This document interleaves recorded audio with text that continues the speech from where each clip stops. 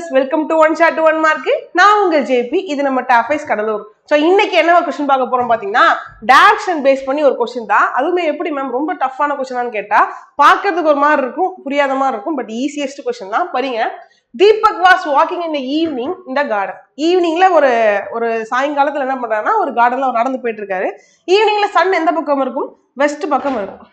சரியா? Direction you means north, east, south, west. அப்ப எனக்கு வெஸ்ட் பக்கத்துல சன் இருக்க போகுது. நெக்ஸ்ட் என்ன சொல்றாங்க?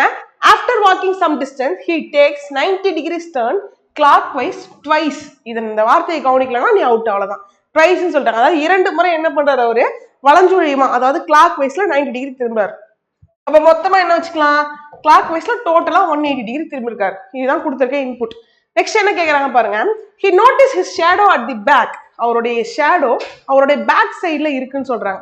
அப்போ சன் இங்க இருக்குன்னா ஷேடோ பேக் சைட்ல விழுதுன்னா அவர் எந்த பக்கம் பார்த்திருக்கணும்? இந்த சன்னை பார்த்து இருந்தாதான் அவருடைய பேக் சைட்ல, அதாவது இந்த பக்கம் ஷேடோ விழும். கரெக்டா?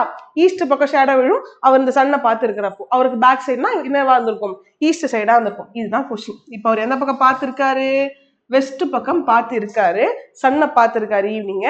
ஸோ இங்க இருந்து அவரோட கிளாக் வைஸ் இனிஷியல் பொசிஷன் கண்டுபிடிக்க போறோம். கிளாக் வைஸ்ல 180 டிகிரி திரும்பி இருக்காரா? ஸோ அப்ப இனிஷியல் பொசிஷன் கண்டுபிடிக்க என்ன பண்ணலாம்? ரிவர்ஸா ஆன்டி கிளாக் வைஸ்ல 180 டிகிரி திரும்பலாம். இங்க இருந்து ஆன்டி கிளாக் வைஸ் 180 டிகிரினா ஸோ அகைன் என்ன பண்ணிருப்பாங்க? ஸோ இங்க ஒரு 90, இங்க ஒரு 90னா எனக்கு ஈஸ்ட் பக்கம் பார்த்து நிற்பார். ஸோ ஆன்சர் என்ன நமக்கு? Option D, east will be the right answer. ஓகேவா? ஸோ இதே மாதிரியான யூஸ்ஃபுல்லான POQ அனாலிசிஸ்க்கு நம்ம சேனலை ஃபாலோ பண்ணிக்கோங்க.